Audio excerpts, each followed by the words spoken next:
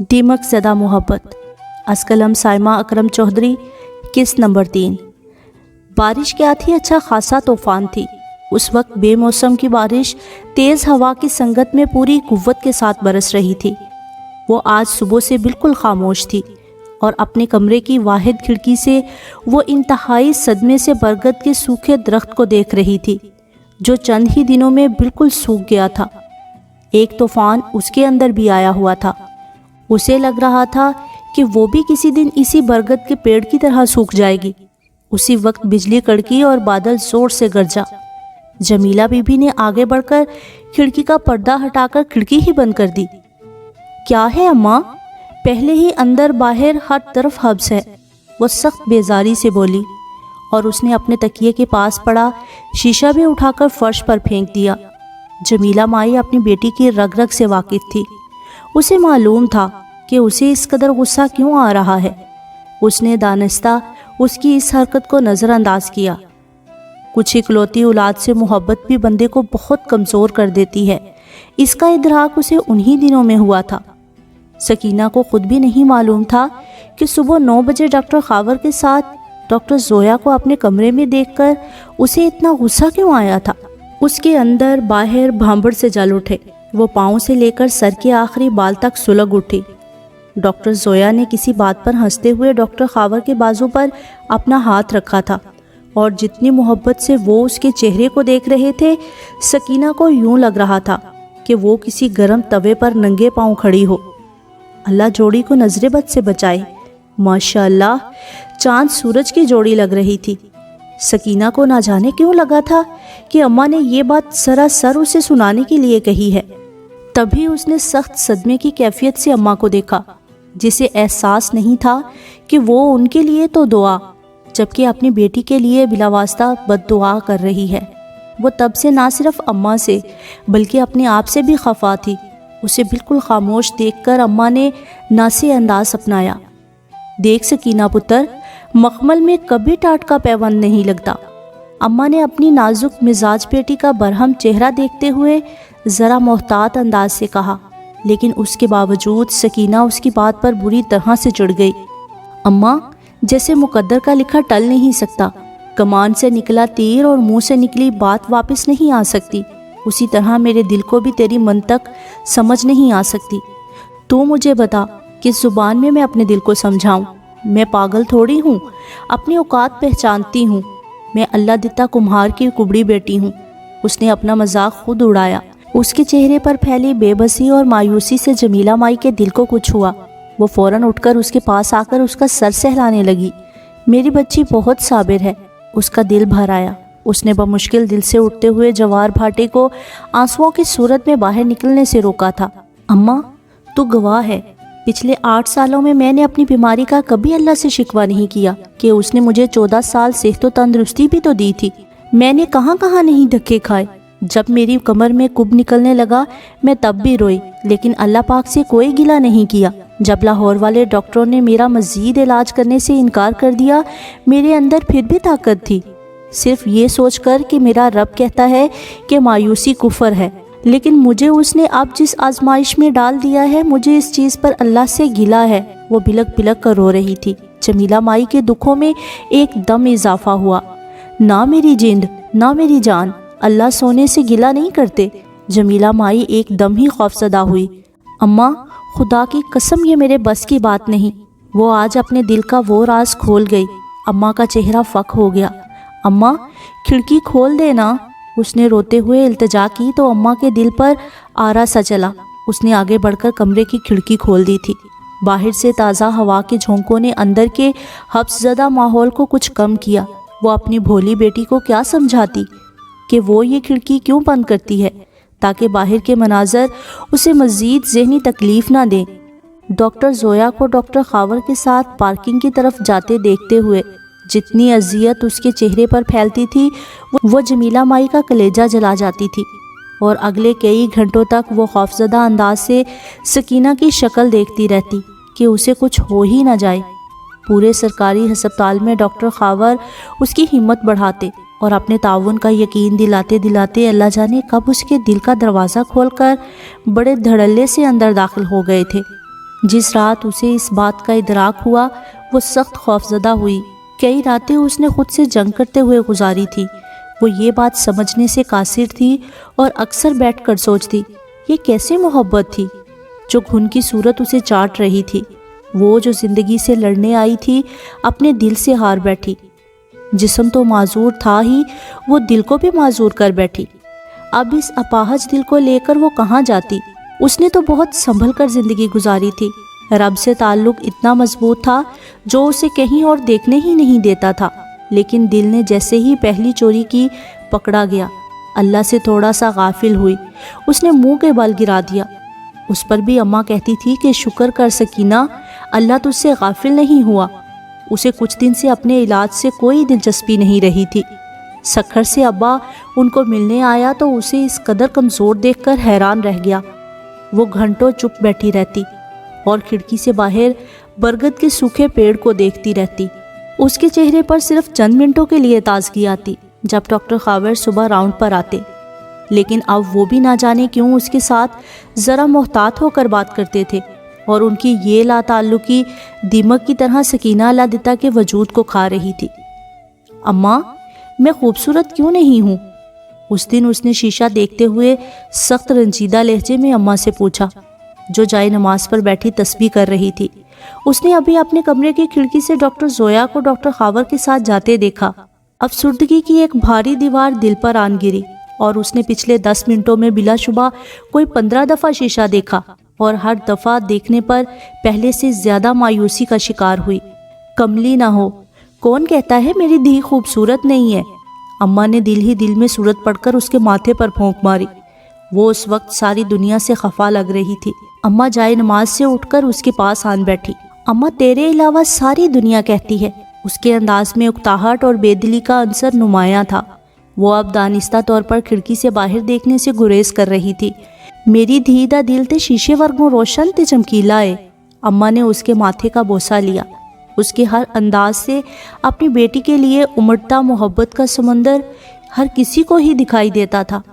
سارے پنڈ والے جمیلہ اور اللہ دتے کمہار کا مذاق اڑاتے تھے، جنہوں نے لڑکی ذات کو سر پر چڑھا رکھا تھا۔ میری بھولی ماں، آج کل کے دور میں کون بے وقوف دلوں کے چمکیلے پن کو دیکھتا ہے؟ لوگ اجلے جسم اور خوبصورت چہروں کے پیچھے ہی بھاگتے ہیں، وہ زہر خند لہجے میں بولی تھی۔ پتر، ابھی اتنا بھی اندھیر نہیں مچا، ابھی بھی کچھ لوگ اجلے دلوں سے پیار کرتے ہیں۔ اماں نے میز سے لکڑی کا فریم اٹھاتے ہوئے سادہ سے انداز سے کہا۔ لکڑی کے فریم کے ساتھ ہی ایک سفید اور گلابی رنگ کی کریم زمین پر گری، جسے گرتے دیکھ کر سکینہ کا رنگ فک ہوا۔ نی سکینہ، اے کیے؟ اماں نے ٹیوب اٹھا کر اس کی آنکھوں کے آگے کی، جو اسے نظر چرائے باہر انار کے درخت پر بیٹھی ایک اداس سی چڑیا کو دیکھنے کی ناکام کوشش کر رہی تھی۔ پتہ نہیں اماں، اس نے دانستہ اپنے لہجے کو لاپرواہ بنایا۔ اسی وقت ایک نرس اس کی بخار کی ریڈنگ لینے اندر آئی تو اماں نے وہی ٹیوب اس کے آگے لہرا دی۔ پتر، اے کیے؟ سکینہ دی کوئی دوائی تے نہیں ہے نا؟ وہ نرس ٹیوب دیکھ کر کھلکھلا کر ہنس پڑی۔ اماں جی، اے تے فیئر اینڈ لولی ہے۔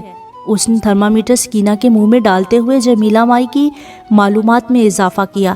اے دھی رانی، میں ان پڑھ جاہل کیا جانوں یہ کس بلا کا نام ہے؟ تو یہ بتا یہ کس کام آتی ہے؟ اماں کو واقعی سمجھ نہیں آئی تھی، تبھی وہ حیرانگی سے نرس کو ہنستے ہوئے دیکھ رہی تھی۔ خالہ جی، اے رنگ گورا کرن والی کریم ہے، اس دا نام فیئر اینڈ لولی ہے۔ یہ تیری دھی نے مجھ سے ہی پرسوں بازار سے منگوائی تھی۔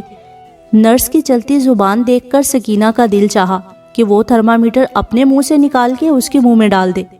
رنگ گورا کرنے کی؟ سکینہ نے منگوائی سی؟ اماں نے سخت غصے اور ناراضگی سے سکینہ کو دیکھا، جس نے اماں کے غضب سے بچنے کے لیے فوراً آنکھیں بند کر لی تھی۔ لیکن اماں نے بھی نرس کے باہر جانے پر اپنی بیٹی کا دماغ سیٹ کرنے کا ارادہ کر ہی لیا تھا۔ کیا؟ عائشہ کے منہ سے نکلنے والی بے ساختہ چیخ پر ماہم کے ہاتھ سے چھری گرتے گرتے بچی۔ وہ دونوں اس وقت ماہم کے کچن میں شیلف پر بے شمار سبزیاں رکھے چائنیز بنانے کے لیے کٹنگ کرنے میں مصروف تھی کہ ماہم نے اسے رامز کے پرپوزل کا بتایا، جسے سنتے ہی عائشہ اپنے منہ سے نکلنے والی بے ساختہ چیخ پر قابو نہ پا سکی۔ اس پاگل کا دماغ تو ٹھیک ہے جو تمہیں پرپوز کرنے بیٹھ گیا؟ عائشہ نے کٹنگ بورڈ پر اور تیزی سے چھری چلاتے ہوئے غصے سے کہا۔ اس کے اس انداز پر ماہم کھلکھلا کر ہنس پڑی۔ اس کے یوں ہنسنے سے اس کے دائیں گال پر بننے والا ڈمپل اور خوبصورت لگنے لگا۔ بے تحاشا غصہ آ رہا ہے مجھے اس آٹے کی بوری پر۔ عائشہ کو مردوں کی سفید رنگت سخت بری لگتی تھی، جبکہ رامس بھی خوب گورا چٹا ہونے کی وجہ سے اسے بالکل بھی اچھا نہیں لگتا تھا۔ اس نے پچھلے ہفتے ہی تو اسے ماہم کے ساتھ دیکھ کر منہ بنایا۔ قسم سے عائش، ایسے لگ رہا ہے جیسے تم سبزیاں نہیں رامش کی گردن کاٹ رہی ہو۔ اس کے شرارتی انداز پر عائشہ نے مصنوعی غصے سے اسے گھورا۔ 1000 دفعہ کہا ہے کہ میرا نام مت بگاڑا کرو۔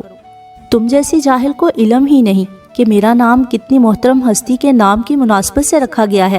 خالصتاً اسلامی نام جب بگاڑ کر تم عائش کہتی ہو تو مجھے وہ کمبخت لمبوتری ایشوریا رائے یاد آ جاتی ہے، جو باپ اور بیٹے کے ساتھ دنیا کو بے وقوف بنا رہی ہے۔ استغفر اللہ۔ عائشہ ایسے کسی پر الزام تراشی نہیں کرتے۔ ماہم نے نفاست سے بند گوبھی کاٹتے ہوئے اسے ٹوکا۔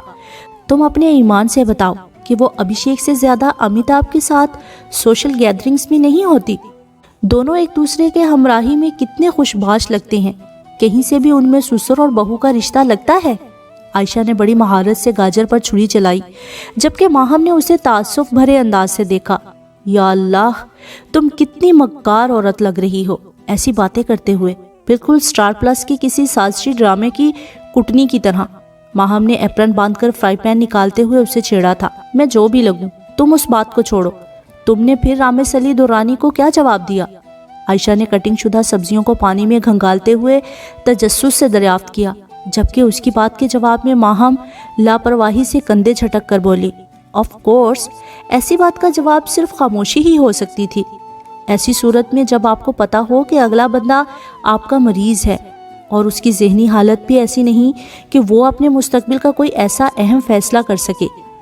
فرض کرو کہ اگر وہ بالکل ٹھیک ہوتا، اس کو کوئی نفسیاتی مسئلہ درپیش نہ ہوتا اور وہ عام سے حالات میں تم سے ملتا، تو کیا تم اس کا پروپوزل قبول کر لیتی؟ عائشہ نے سبزیوں کا پیالہ شیلف پر رکھ کر اسے سنجیدگی سے دیکھا۔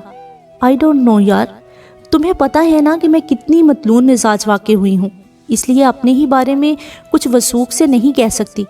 وہ تھوڑا سا عجیب انداز میں مسکرائی۔ میں چونکہ حسن پرست واقع ہوئی ہوں، اس لیے ہو سکتا ہے کہ اس کا پروپوزل قبول کر لیتی۔ فرائی پین میں آئل ڈالتے ہوئے اس نے شرارت بھرے انداز میں کہا۔ اس کی اس قدر بونگی دلیل پر عائشہ نے کھا جانے والی نظروں سے اسے دیکھا، جو فرائی پین میں گرم ہوتے آئل کی طرف متوجہ تھی۔ تم اتنی زیادہ بیوٹی کانشیس کیوں ہو یار؟ عائشہ نے الجھ کر اس کے بے داغ سراپے کو دیکھا تھا۔ کہیں بھی کچھ کمی نہیں تھی۔ پتہ نہیں یار، یہ چیز میری فطرت میں شامل ہے، مجھے اس پر کوئی اختیار نہیں۔ وہ ہنستے ہوئے کچن میں رکھے ڈائننگ ٹیبل کی کرسی گھسیٹ کر بیٹھ گئی۔ عائشہ نے شیشے کے گلاس پر جمی اس کی مخروطی انگلیوں کو رشک کی نگاہ سے دیکھا۔ وہ بڑے پرسکون اور فراغت سے پانی پی رہی تھی۔ خوبصورتی کس بندے کو متاثر نہیں کرتی یار؟ اب وہ ٹیشو پیپر کے ساتھ بڑی نفاست سے اپنے ہاتھ صاف کرتے ہوئے لاپرواہی سے بولی۔ اس کی راج ہنس جیسی گردن پر نمایاں بیوٹی بون سے عائشہ نے بمشکل آنکھیں ہٹائیں۔ سب کو کرتی ہے، لیکن ہر ایک کا پیمانہ اور پرکھنے کا انداز مختلف ہوتا ہے۔ کسی کو ظاہری خوبصورتی اور کسی کو باطن کی اچھائی زیادہ اچھی لگتی ہے۔ اس کی دلیل پر وہ استہزائیہ انداز سے ہنسی اور ایک دفعہ پھر چولہے کے سامنے کھڑی ہو گئی۔ یہ باطنی خوبصورتی والی باتیں محض ٹوپی ڈرامہ ہوتی ہیں یار۔ آج کے تیز رفتار دور میں کس کے پاس اتنی فراغت ہے کہ وہ آپ کے اندر خوبصورتی ڈھونڈتا پھرے؟ یہ سب کتابی باتیں ہیں۔ حقیقت یہ ہے کہ لوگ ظاہری خوبصورتی کے پیچھے ہی لپکتے ہیں۔ چمک دمک سے متاثر ہونے کے بعد ہی کسی چیز کی کوالٹی کی طرف دھیان جاتا ہے۔ اس کے باوجود بعض دفعہ بہترین کوالٹی پر بھی ہم اکثر اسی چیز کو ترجیح دے جاتے ہیں جو ہماری بصارت کو اچھی لگ رہی ہو۔ جو چیز دیکھنے میں ہی نہ اچھی لگے، کسی کے پاس اتنا وقت ہے کہ خوردبین کے ساتھ اس کی خوبیاں ڈھونڈتا پھرے؟ اس کے مذاق اڑاتے انداز پر عائشہ کو جھٹکا ہی تو لگا تھا۔ کئی لمحوں تک وہ کچھ بھی نہ بول پائی۔ اسے ایسے لگا تھا جیسے اس کی قوت گویائی سلب ہو گئی ہو۔ اس نے ہاتھ میں پکڑی پلیٹ میز پر رکھ دی۔ اسے ڈر تھا کہ وہ اس کے ہاتھ سے کہیں چھوٹ کر گر ہی نہ جائے۔ اگر یہ بات ہے تو پھر میں تو اتنی خوبصورت نہیں۔ تم نے مجھے اپنی فرینڈ لسٹ میں کیسے شامل کر رکھا ہے؟ عائشہ کی بات پر سبزیاں فرائی کرتے ہوئے ماہم نے حقدق انداز سے اسے دیکھا تھا، جو بڑی بے رحمی سے اس پر نگاہیں ٹکائے بہت عجیب سے تاثر کے ساتھ دیکھ رہی تھی۔ میرا دل کر رہا ہے کہ اس قدر گھٹیا، فضول اور انتہائی نامعقول بات کرنے پر تمہیں اسی چھری کے ساتھ قتل کر دوں۔ عائش، تمہیں ذرا بھی شرم نہیں آئی ایسی بےہودہ بات کرتے ہوئے؟ ماہم نے بمشکل خود کو مشتعل ہونے سے روکا۔ وہ سخت خفا نظروں سے عائشہ کو دیکھ رہی تھی، جسے ماہم کے اس قدر شدت پسندانہ رویے کی توقع نہیں تھی۔ تبھی وہ حقدق تھی، اسے سمجھ نہیں آ رہی تھی کہ ماہم کو اتنا غصہ کیوں آ رہا ہے۔ تم نے کیا مجھے کوئی ذہنی مریض سمجھ رکھا ہے جس کے دماغ پر ہر لمحہ صرف خوبصورتی سوار رہتی ہو؟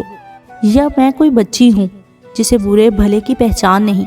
یا میں بھی ایک عام انسان ہوں، میرے اندر بھی خوبیاں اور خامیاں ہو سکتی ہیں، لیکن کیا میں واقعی تمہیں اتنی گھٹیا لگتی ہوں کہ زندگی کے ہر معاملے میں اس چیز کو اپنے ذہن پر سوار کر لوں؟ اور خصوصاً تم نے سوچا بھی کیسے کہ میں تمہارے معاملے میں کوئی ایسی فضول چیز سوچوں گی؟ وہ آج اس کی مکمل کلاس لینے کے موڈ میں تھی۔ اس کے لہجے سے جھلکتی بے ساختہ محبت جو صرف اور صرف اس کے لیے تھی، وہ عائشہ کو مزید شرمندہ کر رہی تھی۔ اور تمہیں کس احمق نے کہا ہے کہ تم خوبصورت نہیں ہو؟ اس نے چھری شیلف پر پھینکی تھی۔ کس نے کہنا ہے؟ آئینہ بتاتا ہے کہ کچھ بھی تو خاص نہیں ہے مجھ میں۔ عائشہ نے استہزائیہ انداز سے اپنا مذاق اڑایا تھا، جو ماہم کو سخت برا لگا تھا۔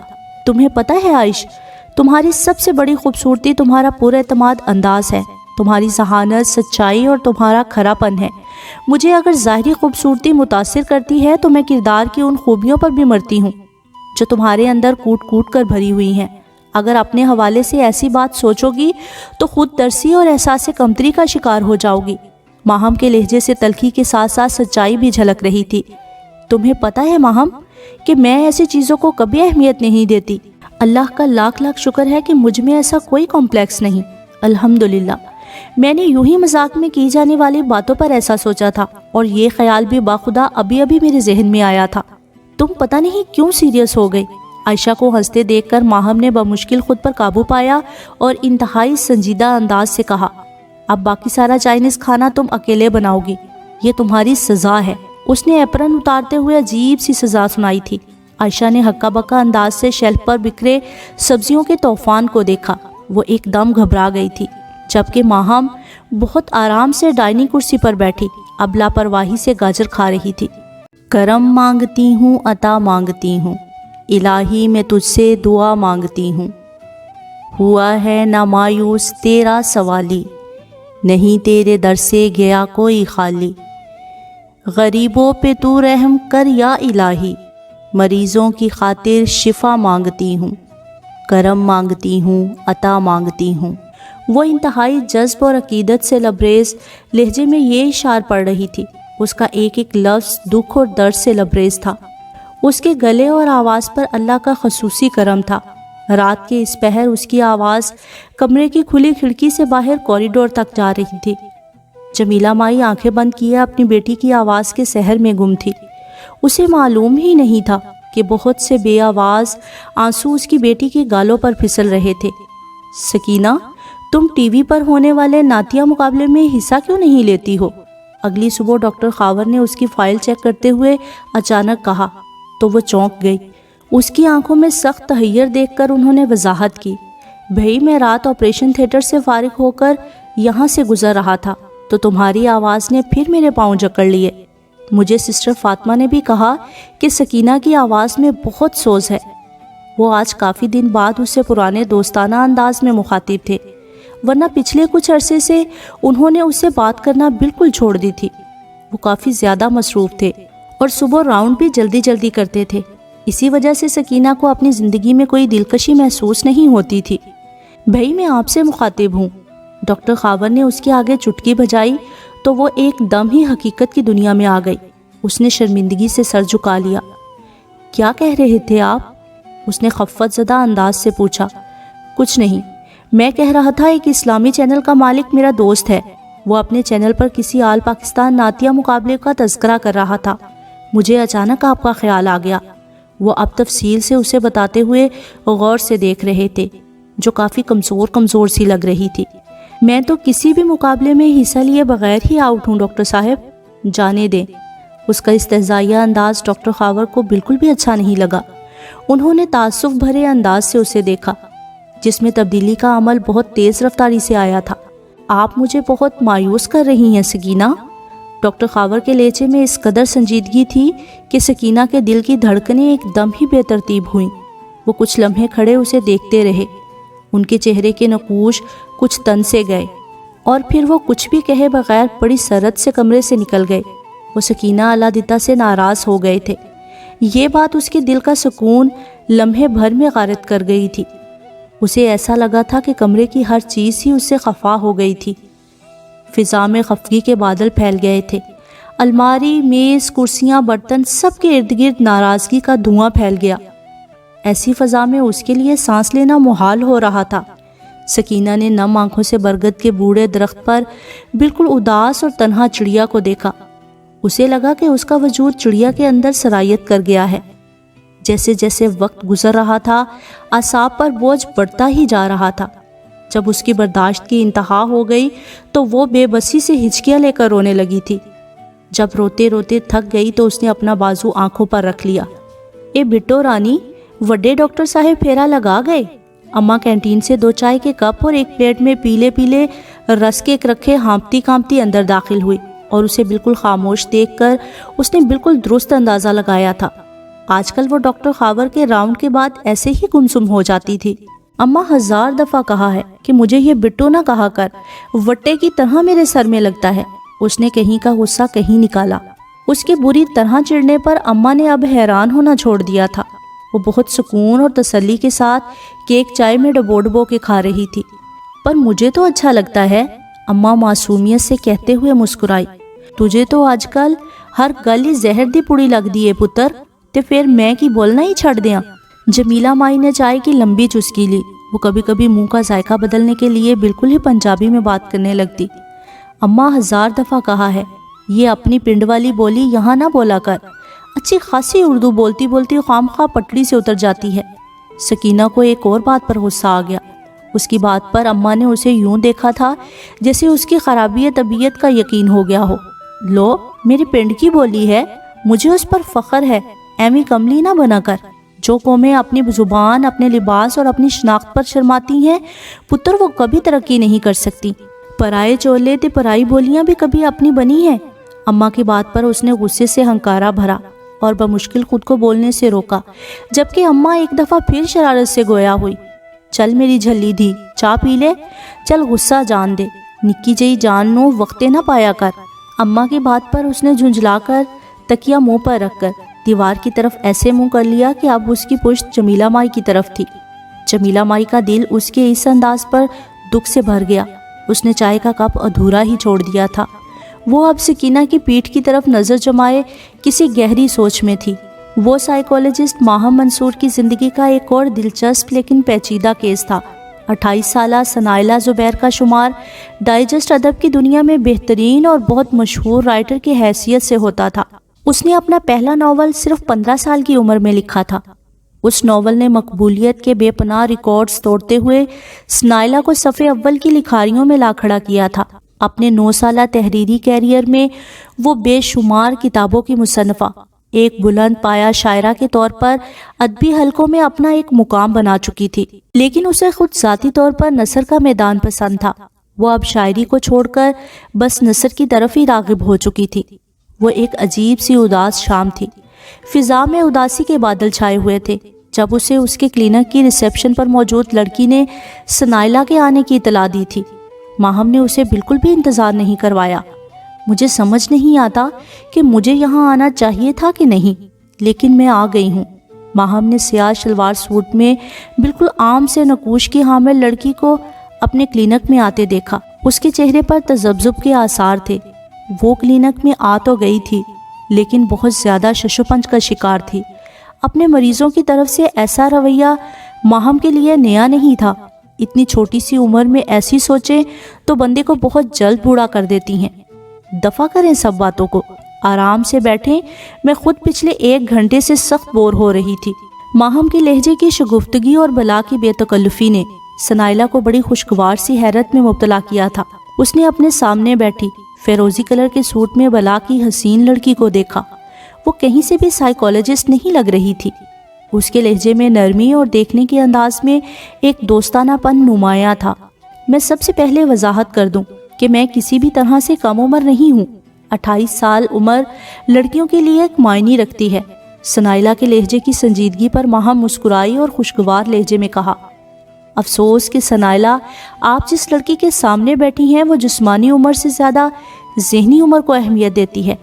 میرے خیال میں تو بڑھاپا بھی ایک ذہنی کیفیت کا نام ہے۔ جب آپ 20-21 سال کی عمر میں خود کو بوڑھا سمجھنے لگیں تو آپ بوڑھے ہو جاتے ہیں، لیکن اگر آپ 60-70 سال کی عمر میں بھی ذہنی طور پر خود کو توانا محسوس کریں تو یقین کریں کہ موت کے آخری لمحے تک بھی بڑھاپا نام کی کوئی چیز آپ کے قریب بھی نہیں بھٹکتی۔ ماہم نے ایک دلکش مسکراہٹ کے ساتھ اپنے سامنے بیٹھی تخلیق کار کو دیکھا تھا، جس کے چہرے پر عجیب سے تاثرات تھے۔ آپ بہت حیران کن شخصیت کی حامل خاتون ہیں، اس نے اعتراف کرنے میں دیر نہیں لگائی تھی۔ ماہم اس کی بات پر بے ساختہ ہنسی۔ مجھے تو بس اتنا پتا ہے کہ ایک مشہور و معروف مصنفہ میرے روبرو ہے، جس کے لفظوں کے پیچھے ایک دنیا پاگل ہے، جو لفظوں سے ایسا سحر قائم کرتی ہے کہ لوگ اس کی کشش سے نکل ہی نہیں پاتے، جس کے کرداروں پر حقیقت کا گماں ہوتا ہے، جس کا تخیل انتہائی طاقتور ہے۔ میں اپنی دوست عائشہ کو بتاؤں گی تو وہ تو حیران ہو جائے گی، وہ آپ کی تحریروں کی دیوانی ہے۔ ماہم نے ریوالونگ چیئر کو گھماتے ہوئے بظاہر اس سے گفتگو کا لیکن اندرون خانہ اپنے کام کا آغاز کر دیا تھا۔ اپنی تعریف پر سنائلہ کے چہرے پر پھیلنے والے رنگ بڑے فطری تھے، لیکن اگلی ہی بات پر وہ فوراً کانشیس ہو گئی۔ پلیز آپ میرے یہاں آنے کا کسی سے ذکر مت کیجیے گا۔ آپ کو اندازہ نہیں کہ لوگ رائی کا پہاڑ بنانے میں کمال رکھتے ہیں۔ وہ ٹیشو پیپر سے اپنے چہرے پر آنے والا نادیدہ پسینہ صاف کرتے ہوئے ایک دم گھبرائی۔ ڈونٹ وری سنائلہ، ماہم نے فوراً اسے تسلی دی۔ یہ ڈر خوف بھی اس کے لیے نیا نہیں تھا۔ اسے معلوم تھا کہ لوگ جسمانی بیماریوں کے لیے تو دھڑلے سے ہسپتالوں کا رخ کرتے ہیں، لیکن ذہنی بیماریوں کے لیے کسی کلینک جاتے ہوئے ان کا دل کرتا ہے کہ کوئی سلیمانی ٹوپی اوڑھ لیں جس سے وہ باقی دنیا کو دکھائی نہ دے۔ اسی بات کو مد نظر رکھتے ہوئے ماہم نے اپنے کلینک کی سیٹنگ ہی ایسے کروائی تھی کہ یہاں سے داخل ہونے اور نکلنے کے لیے 2 بالکل الگ گیٹ تھے۔ دوسرا، وہ کبھی بھی ایک وقت میں 2 لوگوں کو اکٹھے نہیں بلاتی تھی۔ اگر کبھی اتفاق سے ایسا ہو جاتا، ان کو الگ الگ کمروں میں بنائی گئی انتظار گاہ میں بٹھایا جاتا تھا۔ اس لیے تو لوگ بے دھڑک ہو کر اس کے کلینک آ جاتے تھے۔ دیکھیں سنائلہ، آپ یہ خوف اپنے ذہن سے نکال دیں۔ آپ سمجھیں کہ آپ ایک مصنفہ کی حیثیت سے مجھے ملنے آئی ہیں اور اپنے کسی کردار کی ذہنی الجھنوں کو سلجھانا آپ کا مقصد ہے، اور یہی بات آپ ان لوگوں کو بتائیں گی جن سے آپ کی شناسائی ہو، اور کبھی اتفاق سے یہاں آتے جاتے ٹاکرا ہو جائے۔ ماہم نے اس کی الجھن کا بہت عمدہ حل نکالا تھا۔ اس بات سے سنائلہ کے چہرے پر اطمینان اور سکون کے گمشدہ رنگ بڑی سرعت کے ساتھ واپس آئے تھے۔ ہم باقی باتیں بعد میں کریں گے، آپ پہلے یہ بتائیں کہ آپ کا اپنا سب سے پسندیدہ ناول کون سا ہے؟ ماہم نے بچوں کے سے اشتیاق سے پوچھا۔ وہ تو میں بھی بعد میں بتاؤں گی، پہلے آپ یہ بتائیں کہ آپ ناول پڑھتی ہیں؟ سنائلہ کے تجسس بھرے انداز پر ماہم کھلکھلا کر ہنس پڑی۔ اچھا، تو آپ کو لگ رہا ہے کہ میں آپ کے ساتھ کوئی ڈرامہ بازی کر رہی ہوں؟ آپ اپنی کسی بھی ناول کی سٹوری مجھ سے پوچھ سکتی ہیں۔ ماہم کے پر اعتماد جواب پر سنائلہ ایک دم خفت کا شکار ہوئی تھی۔ نہیں، میرا یہ مقصد نہیں تھا۔ میرا خیال تھا کہ آپ اتنی زیادہ مصروف رہتی ہیں کہ آپ کے پاس کہاں ان ناولز اور افسانوں کے لیے وقت ہوتا ہوگا۔ اس کی وضاحت پر ماہم ایک دفعہ پھر مسکرا دی۔ یار ایک بات کہوں؟ ماہم کی بات پر اس نے تذبذب سے سر ہلایا۔ میرے ساتھ ایک بہت بڑا مسئلہ ہے کہ مجھ سے اپنے ہم عمر یا اپنے سے چھوٹے لوگوں کو آپ کر کے بات نہیں ہوتی۔ یقین کریں پچھلے 15 منٹ سے شدید قسم کی بد ہضمی کا شکار ہوں۔ اس کے معصومانہ انداز پر سنائلہ کے حلق سے نکلنے والا کہکہا بڑا فطری سا تھا۔ اور میرے لیے کیا حکم ہے؟ سنائلہ نے ہنستے ہنستے پوچھا۔ خبردار لڑکی، تم نے اگر مجھے آپ کہہ کر مخاطب کیا تو جان نکال دوں گی۔ اس نے انگلی اٹھا کر بے تکلفانہ انداز میں دھمکی دی تو سنائلہ ایک دفعہ پھر ہنس دی۔ ویسے مجھے یقین ہے کہ آپ مجھ سے تو چھوٹی ہی ہوں گی۔ سنائلہ کا توصیفی انداز اور ستائشی نظریں ماہم کے لیے نئی نہیں تھی۔ اسے معلوم تھا کہ لوگ اس کی ظاہری خوبصورتی کے بعد اس کے دوستانہ انداز کے شیدائی ہیں۔ عام سی باتوں سے شروع ہونے والی گفتگو اگلے 3 گھنٹوں تک جاری رہی۔ سنائلہ اپنے ذہن کی تمام گرہیں ایک ایک کر کے کھولتی گئی۔ یہ کیا ہے؟ ڈاکٹر خاور نے سخت تعجب اور حیرانگی سے کاپی کا صفحہ پھاڑ کر گوند سے جوڑا ہوا لفافہ دیکھا تھا جو انہیں ابھی ابھی سسٹر ماریا نے دیا تھا۔ وہ اس وقت اپنے آفس میں آ کر ابھی ابھی بیٹھے ہی تھے۔ سر، یہ کمرہ نمبر 8 کی مریضہ سکینہ نے خصوصی طور پر دیا تھا کہ آپ تک پہنچا دوں۔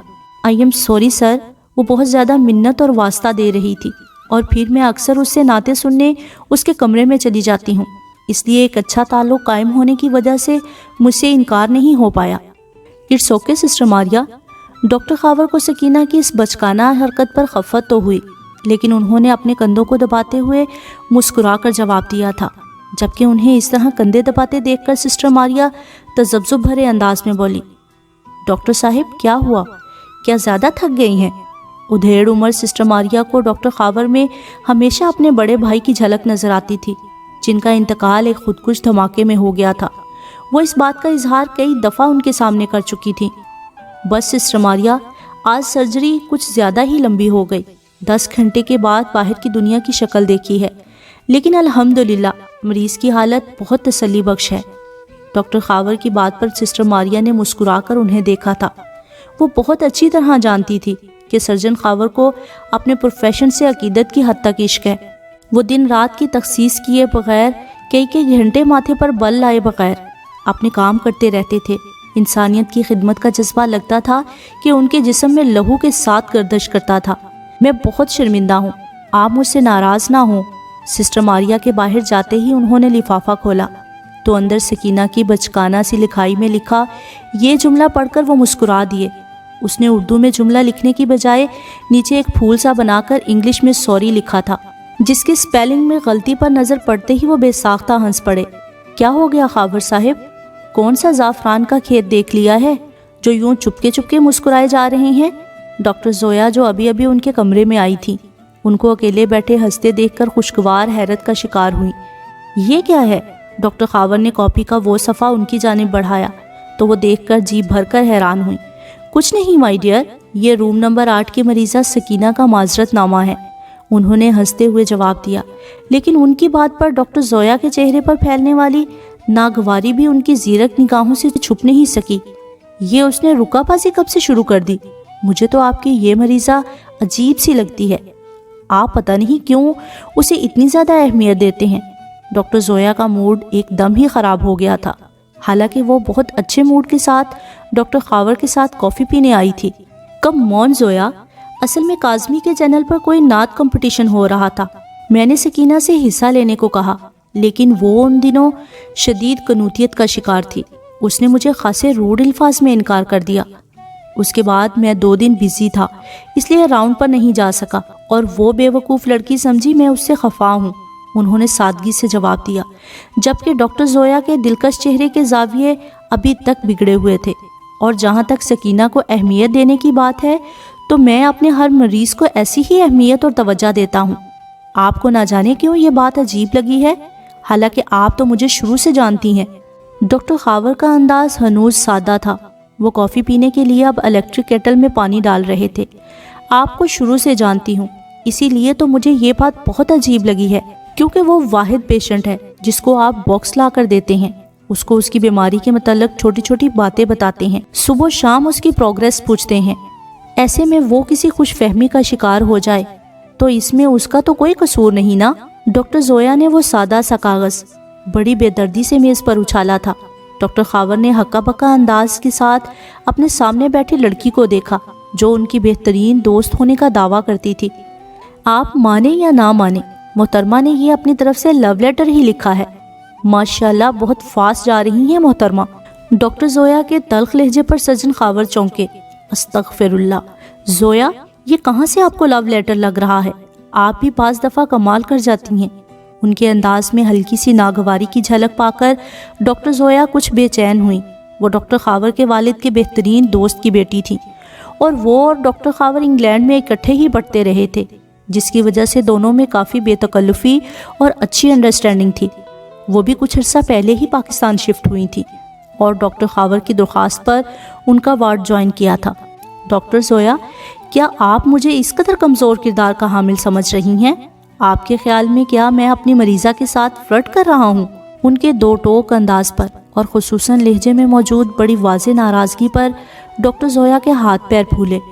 انہوں نے بوکھلا کر سامنے اضطراری انداز میں پیپر ویٹ اپنے ہاتھ میں گھماتے ڈاکٹر خاور کو دیکھا، جن کو سال میں ایک آدھ دفعہ ہی غصہ آتا تھا، اور وہ اس قدر شدید ہوتا تھا کہ وہ سامنے والے بندے کو حواس باختہ کر دیتا۔ اس سال کی وہ گھڑی آ ہی چکی تھی۔ I am sorry doctor Khawar, doctor Zoya نے معاملے کو ختم کرنے کے لیے فوراً معذرت کی۔ آپ کے خیال میں آپ کے سوری کے الفاظ کیا میری اس تکلیف کا مداوع کر سکتے ہیں جو آپ کے منہ سے نکلنے والی تلخ بات کو سن کر میرے دل کو پہنچی ہے؟ وہ بڑی سرعت سے کھڑے ہوئے اور عجلت میں میز پر پڑا اپنا سیل فون اٹھایا اور ڈاکٹر زویا کو ہکا بکا چھوڑ کر برق رفتاری سے کمرے سے نکل گئے۔